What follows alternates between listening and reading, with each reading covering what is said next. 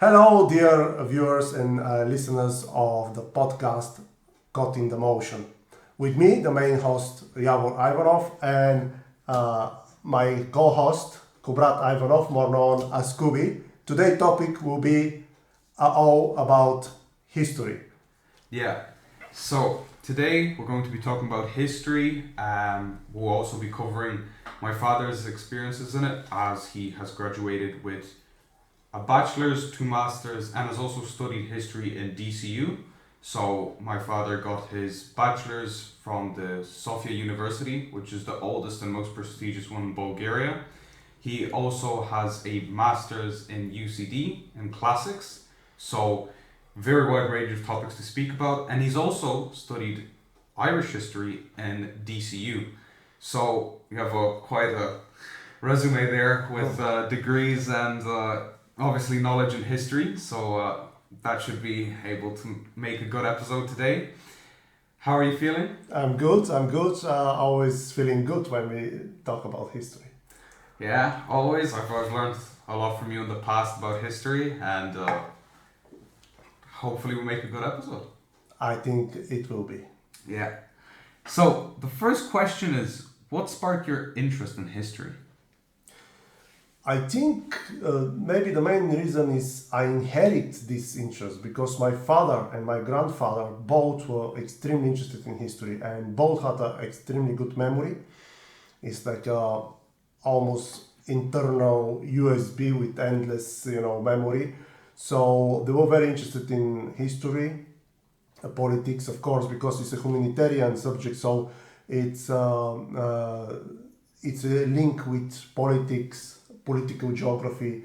It's not an isolated subject that it's not related to others humanitarian subjects. So they were very interested, and since I was small and were able to read. Once I start to read, I got more interested, and I always been interested like themselves in the human history, how the processes in the human race were developing, the rise and fall of ancient empires and states. So since I was small and I saw films and start to read, I was maybe say 5, 6, 7, maybe 8 years of age, and from there it starts. I think this is the two main reasons I was very interested in history: inherited, and also myself when I saw this interesting process, developing and happening. About Rome, which is maybe I'm most interested in Roman history, ancient Roman history. Is when I was maybe 8, I was watching a film, and the Roman legions were victorious again, and then commander came out and the consul and salute the legions, and that was one of these old films that there were only extras, no computers. Maybe the film was done in the 60s or 70s, and real armors and everything, and he salute them, hey, and they all, maybe 10,000 people say viva three times, and just this moment strike me with this film, and I said I have to know more about Rome. Yeah. And since then, this epic passion for history, and particularly as well Rome, never left me, and actually growing every year, and it doesn't diminish at all. Yeah. So that kind of leads us into our second question, which is, what age did you start reading about history? Well, when I was able, maybe 7, 8 years of age, I was able to read more or less okay, and then I start to read a lot of books, plenty of books, and mainly history, geography, political geography. Look at the maps as well, because history without maps, it's impossible, because you can't just know how one tribe move where if only just reading and don't look at the maps. But here as well, I should say that my big passion is ancient Roman history. But as well, I'm very interested in Irish history, for especially the last 150 years, the War of Independence, also the Civil War, even though it's sad and bitter.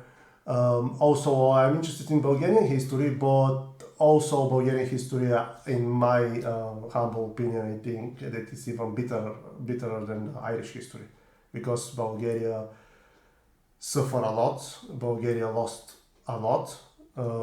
Yes, Ireland lost too, but Bulgaria lost much more, and it was involved in a big conflict in last 100 years so many times that devastated the country and left a terrible mark in Bulgarians' minds.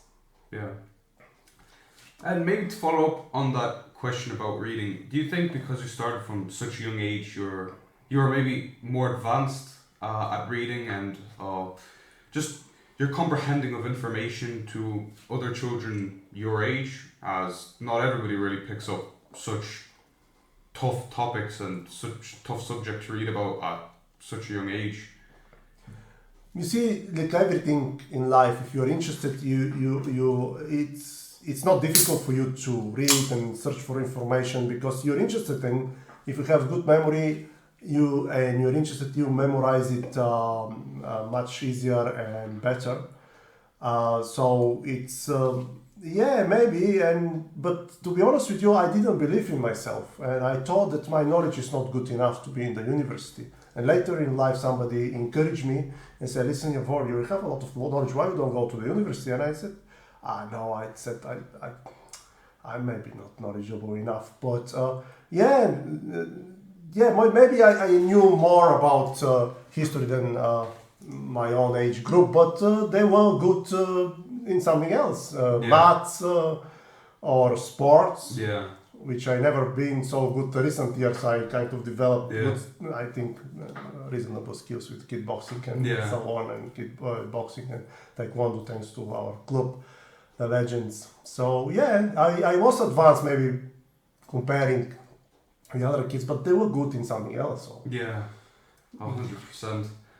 And now, continuing on, because we've just talked about how you started reading and how you were intrigued by the Roman history, so we can kind of see what the answer to this question is going to be is, what is your favorite historical time period and why? Again, we go back to Rome, even though, how I said, Irish history has a really interesting episodes and periods, and so the Bulgarian history, but my big passion, again, how I said, is Rome. And Rome, there is few periods are very interesting for me, if not all the Roman ancient history. The King's period is interesting, also the early and the late Republic, and of course, the transformation of Republic in the late Republic to Empire. It's extremely interesting period, and that's why maybe most of the novels are read about this period, because it's really very dramatic, in my opinion, and it's a time when there were really charismatic historical personas in this period, which starts with Gaius Cornelius Sulla, with Marius, the rival of Sulla. We go through Pompey, Caesar, Crassus, Mark Antony, Cleopatra, and maybe that's why this period, it's of course, like most of the people, it's very interesting for me as well, and that's why it's done most of the films about Roman Empire that will be related to refer to that period of time, because of this charismatic people and dramatic events. It happens in the transformation of Republic to Empire. And do you believe that with Gaius Julius Caesar, that was the peak of the Roman history when they were at their strength? He was very smart, obviously general when it came to fighting, but he was also just a great leader to the country on how he developed them economically, and you could see just how the Roman Empire prospered at that time. Would you believe that's their strongest time period with him, or would you say there was another emperor that is... Well, actually, Caesar never, in the sense we know, was emperor. He was proclaimed imperator, but it was rising. The Roman state was stronger. He conquered all Gaul, and he defeated many other enemies of Rome. And it was the Roman might was rising in his time, and thanks to him as well. It depends how we look at it. Later in the Roman Empire, maybe the zenith of the Roman Empire is maybe in the time of Trajan, which he expanded the empire to Dacia, which is today Romania. Yeah. He conquered Mesopotamia.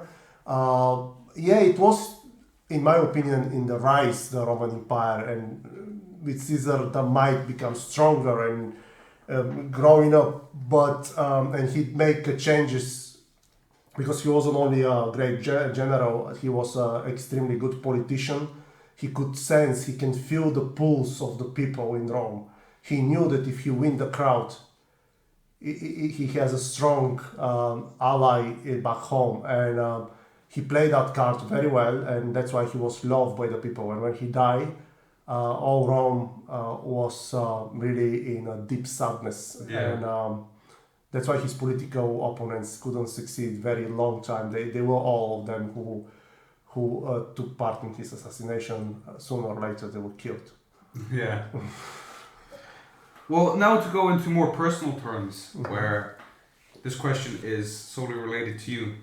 Why did you decide to study history in university? Now, you even told us now that you didn't believe in yourself at the start, that you had, more knowledge than your average person walking around the street. But what final factor, or maybe a person that pushed you to get you into university? It was a friend of mine, and she said to me, listen, Yavor, really, I listen to you, and to me, you have a vast knowledge of history. Why you don't study history? You're so passionate about it, and you read all the time, and you memorize well, and you make a kind of a very fair and correct conclusions. I said, no, I don't think I am good enough for Sofia University, the most prestigious one. But then I start to slightly to believe in myself after these conversations, and I try, and I passed the exam and I went to study because, how I said, since I was a small child, history was my bigger passion. Even I create a map in my room with a little soldiers from Play-Doh, and I maybe create 5 or 10,000 of them. I make flags, I create cities, and I was playing. That wasn't good for my posture because I was spending hundreds thousands of hours bending down, and that's why my posture is not correct now, and I look like a bit like an old man. So that's what was it, passion I was carrying from early age of when I was a child, and that's what brought me to the university and study history. Yeah, well, this is now a question that came to me currently right now. It's one of the things that I can withdraw from history myself as I'm studying or as I'm learning from you, is that history is all about looking for the truth, but viewing it from different aspects. Because when you get a first-hand document, and let's say it's about a poet or a leader, you obviously don't know, are they biased? What were their relations towards that leader? Why did they write such a piece? Why would they bother in the first place? And even history in general, as I've been studying, it has helped me develop my critical thinking, as you'd say, and I think that's one of the special things that history brings in, rather than other subjects in school that have been taught, because I've felt the difference where even now where I'm thinking, well, even in day-to-day life, somebody says about John says this about him, and I'd say, but why would he say that, And then sometimes it's really funny how you wouldn't think that you'd be implementing something that you'd use in a subject, like an analysis that you put into life. So I think that's another great thing. And would you have experienced such thing? Has you have been learning, or other things that you have learned from history? I learned from great scholars from Sofia University, and especially when it comes to Rome in UCD, that we always have to look who wrote about, say, some emperor. Was that the writer wrote later? Did he use different, not his own accounts and somebody else's accounts?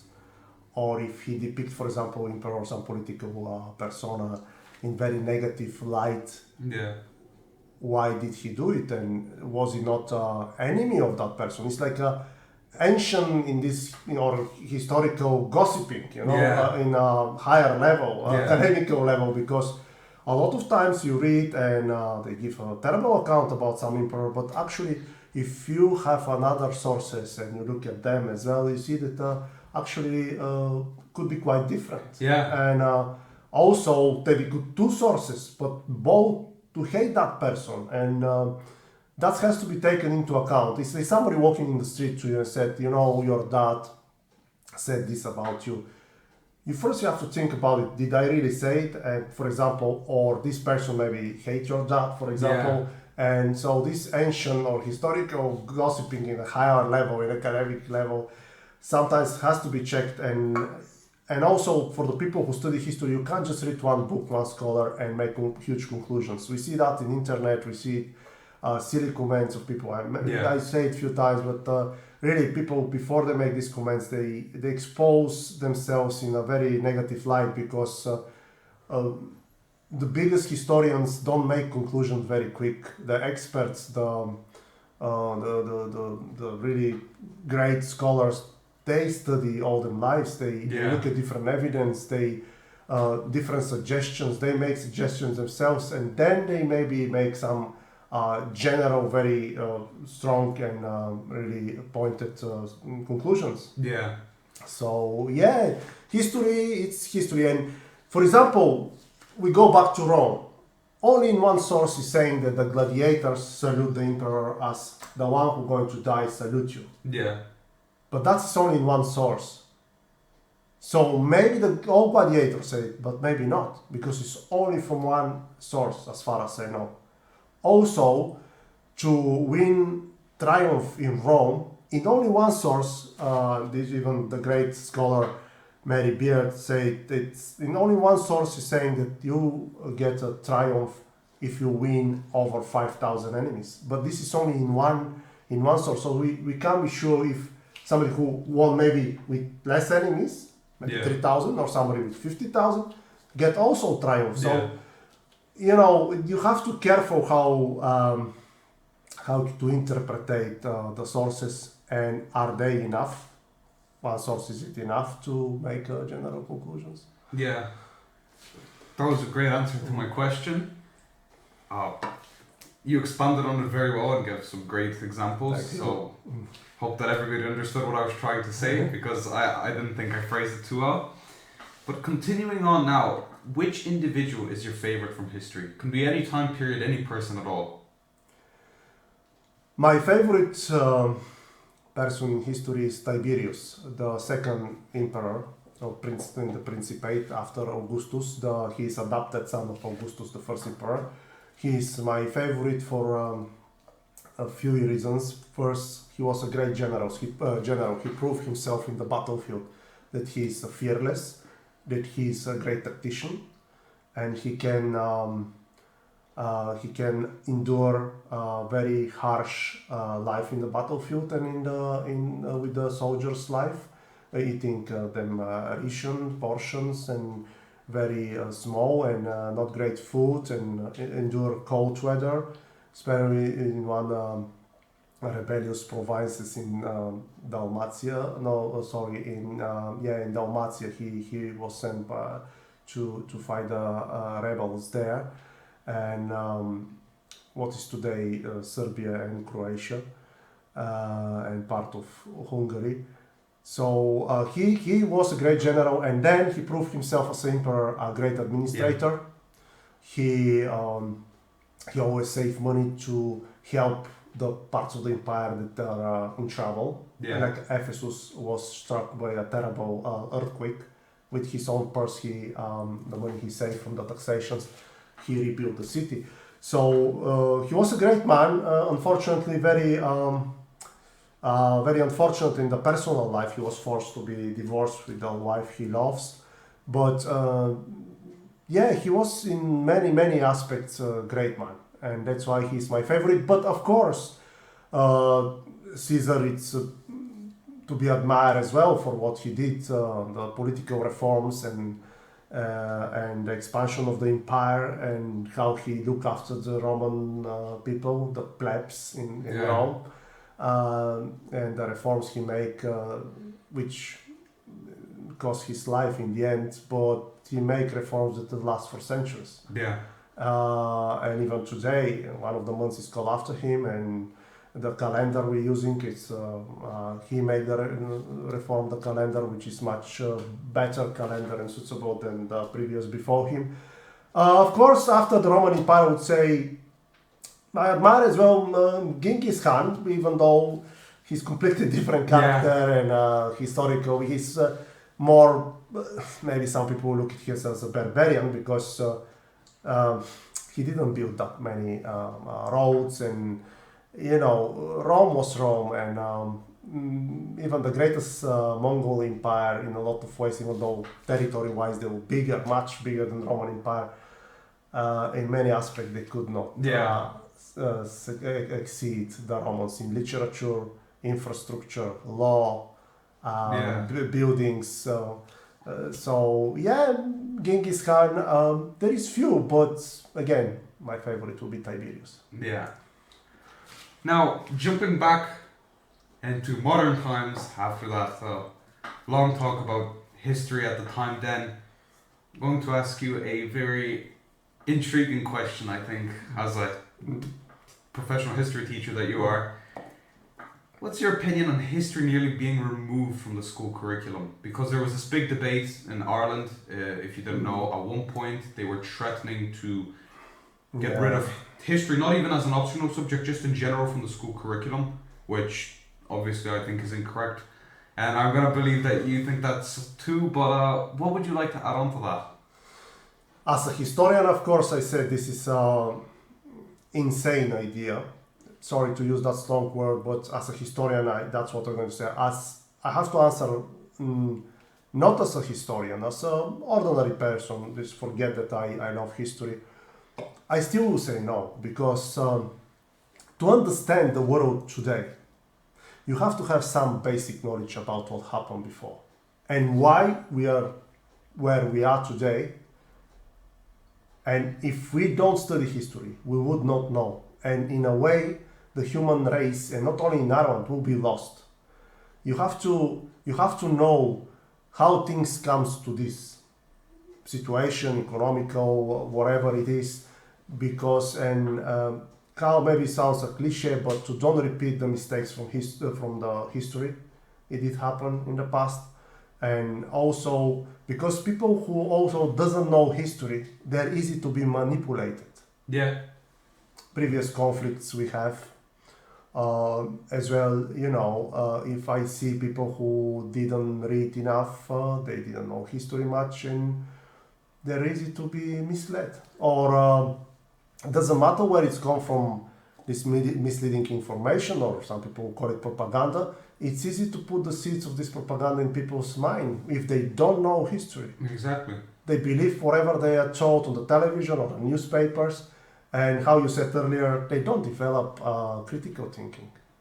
A history teaches you to develop critical thinking. Not only you said something and I straight have to believe it.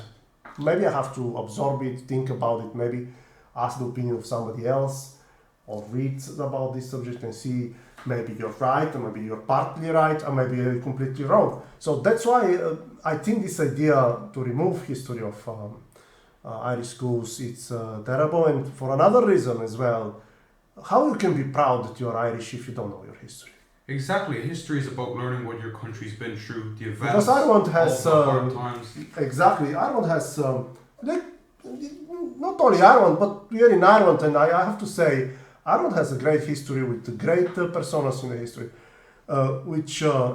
events and struggle, heroic struggle. Exactly. And against the usurpers of the land and invaders. So if you don't study, how are you going to be proud who you are?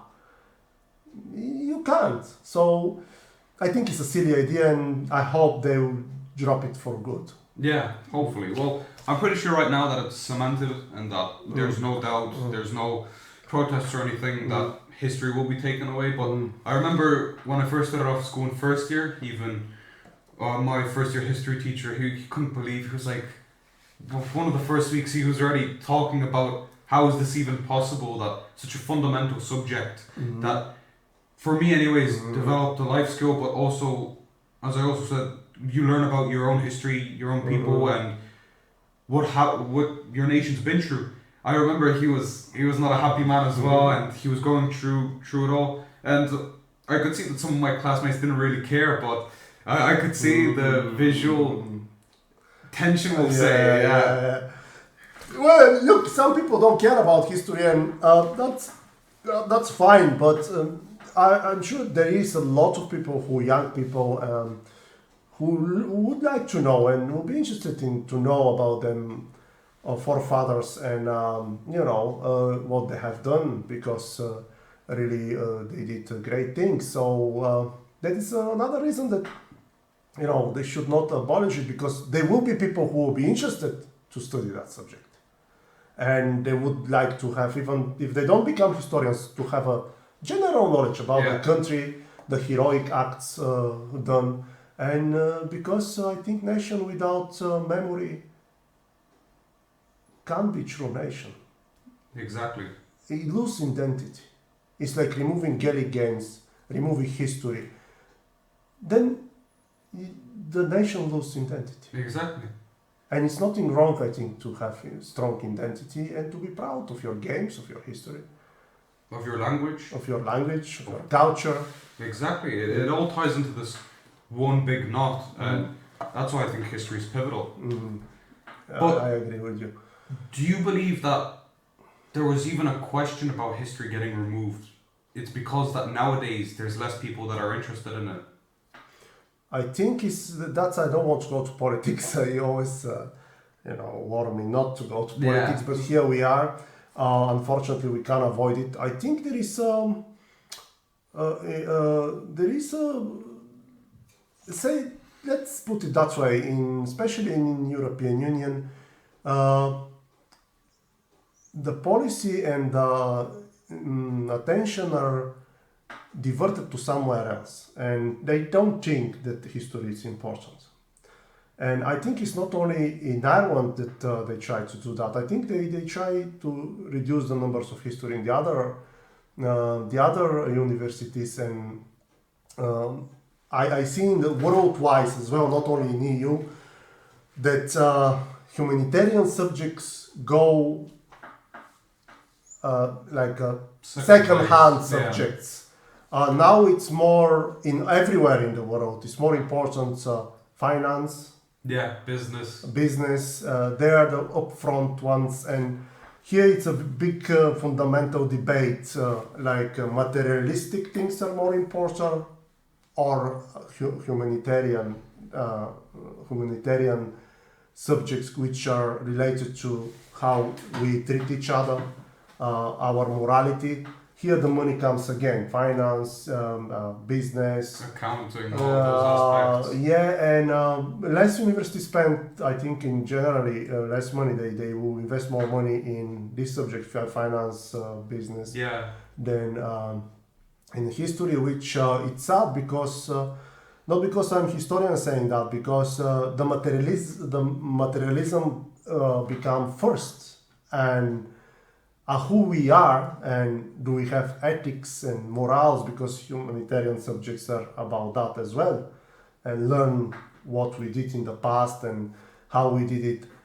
It's sad, and it's a world, evidently you can see it in the world, it's happening. I heard it from many different scholars from United States, from Europe, from Asia, that this is going like a second-hand humanitarian subject, including history. So I think it's a process that it's not only in EU, it's in all over the world, but EU have this strong ability to divert or change policy and the financial attention of the institution in EU and influence the other member states, which as a European, that's why I mention the EU, because I don't want to use the word blame, but it's somebody's guilty for it.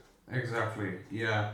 But there could also be that business and finance and accounting and all these aspects are also getting developed, these subjects, just so they can make more money. But also nowadays, I think that people are more focused on the materialistic side of things. They have a more materialistic way of thinking. Like, I need to have this new car, I need to have a huge house, I'm always competing with my neighbor, I have to do this now. Obviously, wanting those things it's a regular thing that anybody would like to have a nice, safe home to live, to provide for their family, to drive, a relatively nice car. But there's wanting a need to a certain extent to where it becomes too much, where it becomes greediness, and there's not that severity anymore that it's needed. It's more of, oh, I have a car, but I like a newer one because I see other people driving other ones, and I'm willing to sacrifice family time, sacrifice this, that I would like to get that materialistic thing. Now, that's a huge slippery slope as well, but I'm seeing it also a lot nowadays, that people are like that, and maybe that's what also leads into that, because the more people that are willing to work in that force. Because of this, we losing human touch not only in Ireland, in Bulgaria, in all over the world, worldwide, because people become more materialistic. Going back to my family, my mother and grandfather had 8 children, and they were living in one room, how I said in one of the podcasts. And my grandmother was the happiest woman. As long as her children and grandchildren, and then great grandchildren were well, she was happy. She didn't bother her mind about they didn't have a car, or she didn't have fancy clothes. Now the setup of the mentality of the people is changed, and I think a lot of people don't realize how much they're sucked by this materialism.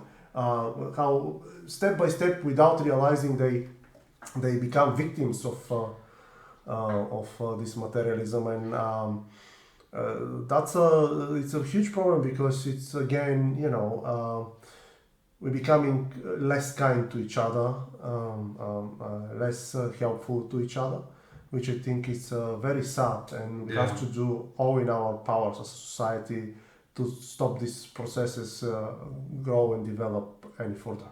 Yeah, exactly. And now to go to a totally still history-related question, but to a different topic and aspect. Is there any link between Irish and Bulgarian history? That's a really interesting question, and I'm glad you asked me, because I tell you why. Because a lot of people think, when they look at the map, I said Bulgaria, Ireland is in the northwest corner of Europe. Bulgaria is in the southeast corner of Europe. It's more than 2,000 kilometers distance. What the hell? How related? Yes, there is a lot of strong historical relation of Bulgaria and Ireland. Let's start with the ancient history. The founders of the Bulgarian capital are Celtic tribe. The first name of Sofia city, which is the capital of Bulgaria, it's called Serdica, after the Serbi, which is a Celtic tribe.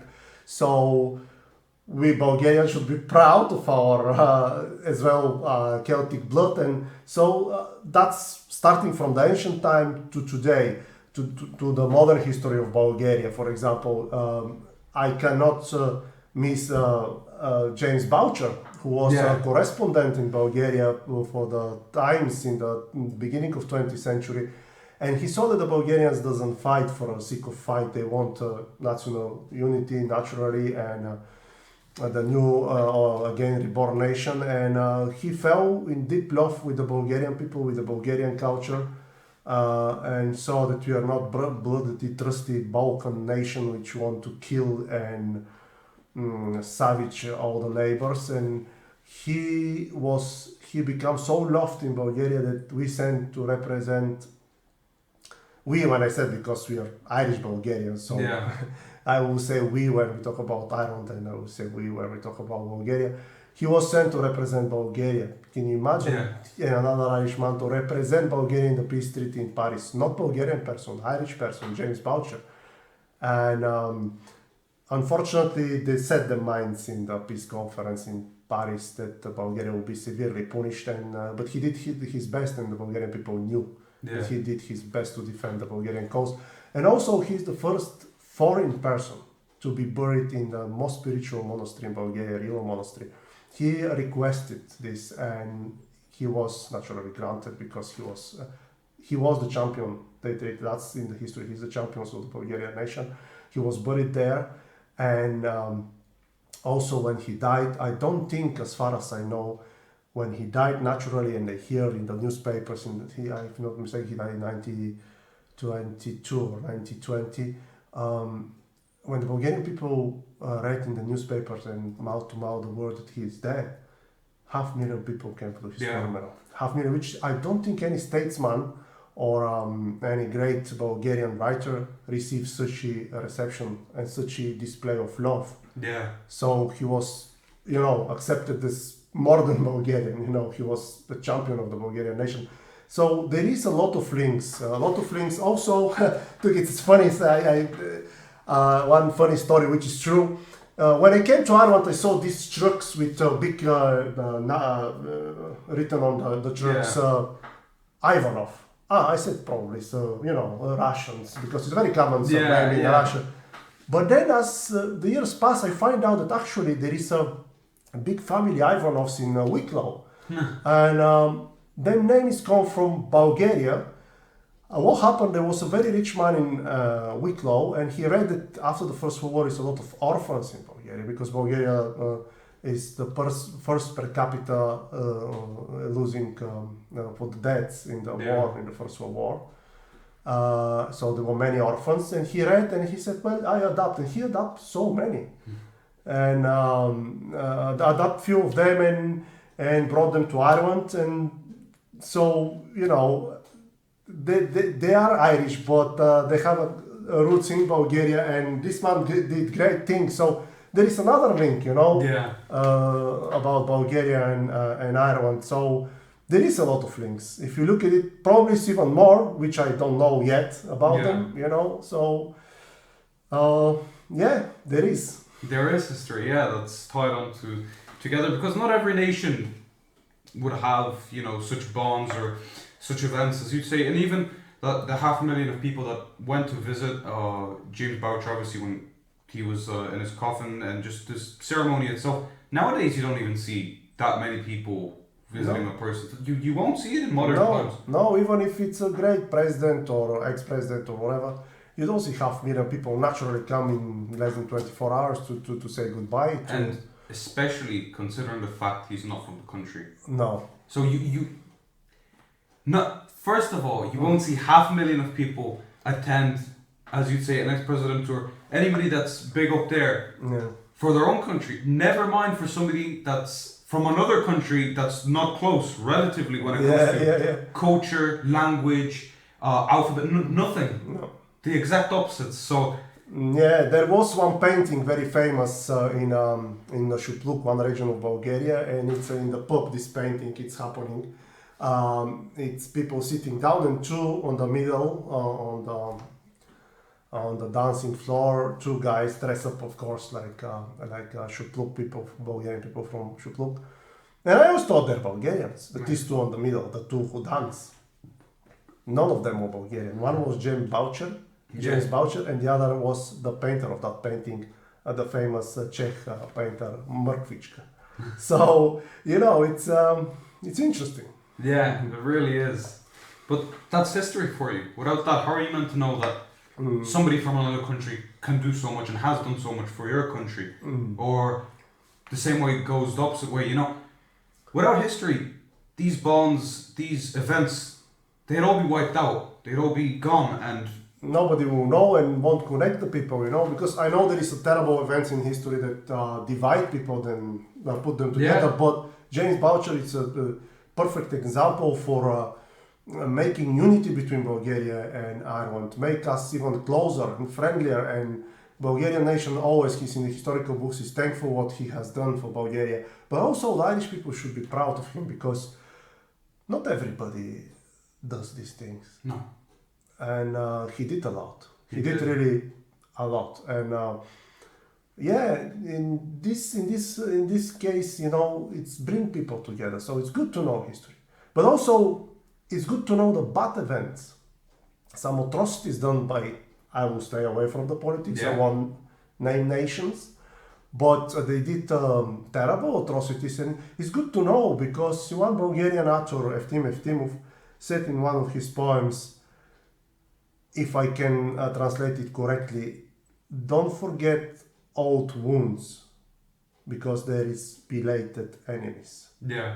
So, it's good to know the history, who you deal with, because people change and, and transform, the nation change and transform, but not completely in the core, I think. So if they have the opportunity, they might build empire again. For example. So it's good to be conscious, and to be conscious, you have to know the history again. Exactly. Now, move away from the last question. Do you think that a degree in history makes you an expert on it? Because maybe there's people fresh out of college, university, obviously learned a lot, because university at the end of the day it is just for your bachelor's degree, 4 or 5 years. You're spending a lot of time researching, learning from professors at a very high level. But do you think that instantly makes them an expert, or do you believe that they maybe even a master's is required for them to even consider themselves in that top percentile of people that truly understands whatever they specialize in history? Like we talk, a great question. We talked with Stefan Moriarty in a few episodes before the one today, that in sports some people develop quicker, some slower. For some to reach such a level would take 5 years, for some reach only 6 months or a year. I think his history is the same. It's some people become quicker experts, but I don't think so. With one bachelor degree, you become expert. And even if you have masters, it depends how much you read before that, how much contacts you had with scholars, how hard you work, how much you read. And to become expert, it takes few years, and sometimes even masters. Maybe I wouldn't consider,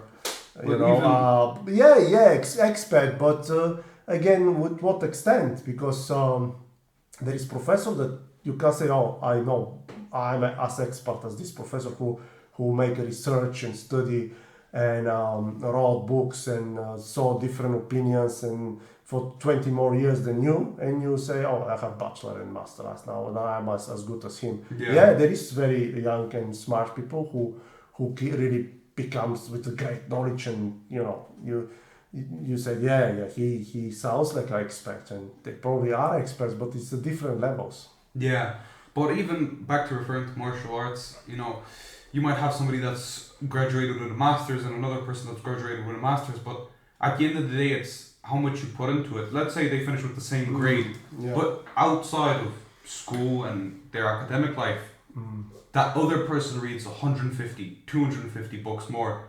Obviously, he's going to know more. So the more you put in, the more you're going to get out from it. Yeah, that's what I was saying. Like, it depends how much you read, because two people can finish masters, say classics, and one read all his life and continue reading, and the proper books, I will call it, not some rubbish, because there is a lot of rubbish as well there. Also, especially in Bulgaria, you can find books that really, if you read it, you say, as a historian, you want to shoot yourself. But and of course, this person who read more, who was more critical thinking, and he has the ability more to make conclusions when he has read more, because you make better conclusions. Again, you have to be gifted with that as well a little bit. Better conclusions when you read more, and you can have the more clear picture of the historical events, and then to make conclusions than somebody who as well finished masters, but after the masters maybe writing a year, 2-3 books, or one book, and of course he's not as expert as the guy who read more. Exactly. And to finish it off with a very maybe, or I suppose you could call it a sentimental question, what is the most valuable thing history gives us? Just not as a nation, just globally. History, what would be the one or two things that just knowing history gives us? Would it be, whether it be a life skill, or making yourself a bigger patriot, being more, feeling closer to even your religion, you could say, by reading more about it? What's the thing that history gives you that nothing else can give you in life? History can give you, for the truth for everybody is different, but generally speaking, to know to distinguish bad and good, even for that you should know history, to see where the processes begin, how they develop, when they went wrong, and that's what gives the history. To if you have good knowledge and you learn from it, it's give you what it happened, and once you know what generally happened, Yeah. you can distinguish which steps were wrong and which steps were good, and they were in the right directions. And that's what they say, the history repeat itself. That's why we try to study history, so to make sure it's not to repeat itself. And history, it's a struggle between good and bad. Yeah. And so the human race inside, it's fighting for evil powers and negative powers. If you say materialism against selfishness, and materialism against humanity, human touch, and morality. So that's the gift history gave us. If you learn it and if you want to take it, because if you don't, you can't see it how happens. Yeah. That was a great answer to finish off our 6th episode of this podcast. And to anybody that's watching now, if you enjoyed this video, hit the like button, and if you want to get notified on any other videos, do you want to keep track of the channel, hit the subscribe button and the notification bell, and we'll catch you on the next one.